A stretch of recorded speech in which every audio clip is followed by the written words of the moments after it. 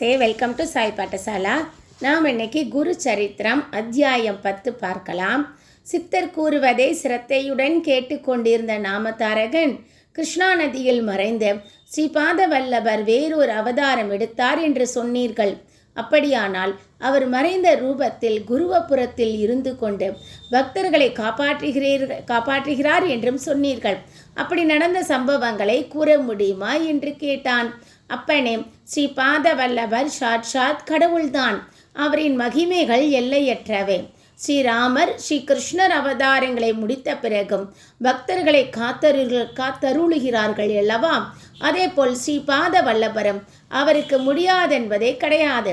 எதையும் செய்யக்கூடிய வல்லமை உள்ளவர்.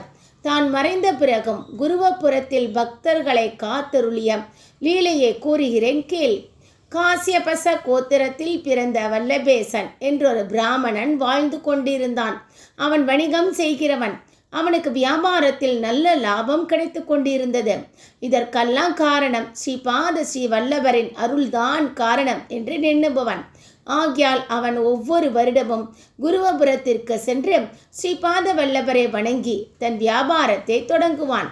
ஒரு வருடம் அவன், உங்கள் அருளினால் தனக்கு வியாபாரத்தில் நிறைய லாபம் கிடைத்தால் 1000 பிராமணர்களுக்கு குருவபுரத்தில் குருவின் சந்நிதியில் அன்னதானம் செய்வேன் என்று வேண்டினான். அன்று முதல் அவன் எங்கு சென்றாலும் நினைத்ததை விட அதிகமாக வியாபாரம் நடந்து அதிக லாபம் கிடைத்து கொண்டிருந்தது. தான் வேண்டியதைப் போல் பகவான் தனக்கு அதிக லாபம் கிடைக்கச் செய்ததினால் தன் வேண்டுதலை நிறைவேற்ற அவன் பணம் எடுத்துக்கொண்டு குருவபுரத்திற்கு புறப்பட்டார். வல்லபேசரிடம் பணம் இருந்ததை அறிந்து சில திருடர்கள் பக்தர்களைப் போல் நடித்து அவருடன் தாங்களும் குருவபுரத்திற்கு செல்கின்றோம் என்று கூறி வழித்துணையாக புறப்பட்டார்கள். அவர்கள் காட்டின் வழியாக சென்று கொண்டிருக்கையில் இரவு நேரமாகிவிட்டது. அன்று இரவு அங்கு தங்கி காலையில் பயணம் தொடங்க நினைத்தார்கள். அவர்கள் கொண்டு வந்த உணவை சாப்பிட்டு தூங்கலானார்கள். இதற்காக காத்து கொண்டிருந்த திருடர்கள் மெல்ல எழுந்து அவர் தலையை வெட்டினார்கள். அவர் உயிர் பிரியும் பொழுது ஸ்ரீபாத வல்லபரை நினைத்து உயிரை விட்டார். உடனே பக்தர்களின் காப்பாளனான ஸ்ரீபாத வல்லபர் சூலம் ஏந்தி விபூதி ருத்ராட்சைகளுடன் அங்கு தோன்றி அந்த திருடர்களை சூலத்தினால் கொன்றுவிட்டார். அவர்களில் ஒருவன் பகவானை பார்த்து அவர் காலடியில் விழுந்து, சுவாமி, நான் திருடனில்லை. எனக்கு இவர்கள் திருடர்கள் என்று தெரியாததால் இவர்களுடன் வந்தேன். உங்களை பார்த்தால் திரிசூலம் ஏந்திய மகேசனை போல் தெரிகிறது. உங்களுக்கு சகலமும் தெரியும். ஆகையால் என்னை கொன்றுவிடாமல் விட்டுவிடுங்கள் என்று வேண்டினான். சுவாமி அவனை மன்னித்து விட்டு அவனிடம் விபூதியை கொடுத்து வல்லபேசரின் தலையை முண்டத்துடன் சேர்த்து வைத்து அவன் உடல் முழுவதும் விபூதியை தெளிக்கச் சொல்லி மறைந்தார். அப்படி செய்த உடனே வல்லபேசர் உயிர் பெற்று எழுந்தார். அப்பொழுது சூரியன் உதயமானது. இதை எதையுமே அறியாத வல்லபேசர் அங்கு இறந்து கிடந்த திருடர்களை பார்த்து, இவர்களை யார் கொன்றுவிட்டார்கள்? நீ மட்டும் எப்படி தப்பித்து கொண்டாய் என்று கேட்டார். ஐயா, இங்கு ஒரு அற்புதமான லீலை நடந்தது. நம்முடன் வந்த இவர்கள் யாத்திரிகர் இல்லை. உங்களிடமுள்ள பணத்தை திருட வந்த திருடர்கள். அவர்கள் நீங்கள் தூங்கிய உடனே உங்களை கொன்றுவிட்டு உங்கள் படத்தை எடுத்து செல்ல முற்பட்டார்கள்.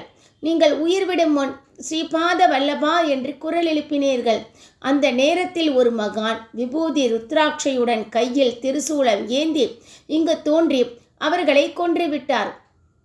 அவர் கொடுத்த விபூதியை உங்கள் மேல் தெளித்த உடனே அதன் மகிமையினால் நீங்கள் உயிர் பெற்றீர்கள். இங்கு தோன்றிய அந்த மகன் மகேசனை போல் தோன்றுகிறார் என்றான். தன்னை காப்பாற்றியவர் வேறு யாருமில்லை, தான் வணங்கும் அந்த ஸ்ரீபாத வல்லபர்தான். அவரின் தரிசனம் தனக்கு கிடைக்கவில்லை என்று வேதனைப்பட்டார். உடனே ஆனந்தத்தால் குருவபுரத்திற்கு புறப்பட்டு சென்று ஸ்ரீபாத வல்லபரின் பாதுகைகளுக்கு பூஜை செய்து தான் நினைத்ததை விட அதிகமாக 4000 பேருக்கு அன்னதானம் செய்தார். இப்படி ஸ்ரீபாத வல்லபர் மறைமுகமாக தன் பக்தர்களுக்கு அருள் புரிந்து எல்லா செல்வங்களையும் தந்து கொண்டிருக்கிறார். நல்லோருக்கு அவர் தரிசனம் தருகிறார். அவர் ஸ்ரீ நரசிம்ம சரஸ்வதி என்றொரு வேறொரு அவதாரம் எடுத்து உலகை காப்பாற்றுகிறார். அவரின் பெயரை சொன்ன மாத்திரத்தில் தன் பக்தர்களுக்கு அவர்கள் வேண்டியதை தந்து அருள் புரிகிறார். அவரை திகம்பரா திகம்பரா ஸ்ரீபாத வல்லப திகம்பரா திகம்பரா திகம்பரா அவதூற சிந்தன திகம்பரா என்று துதித்தால் அவரின் ஆசி கிடைக்கும் என்று சித்தர் கூறினார்.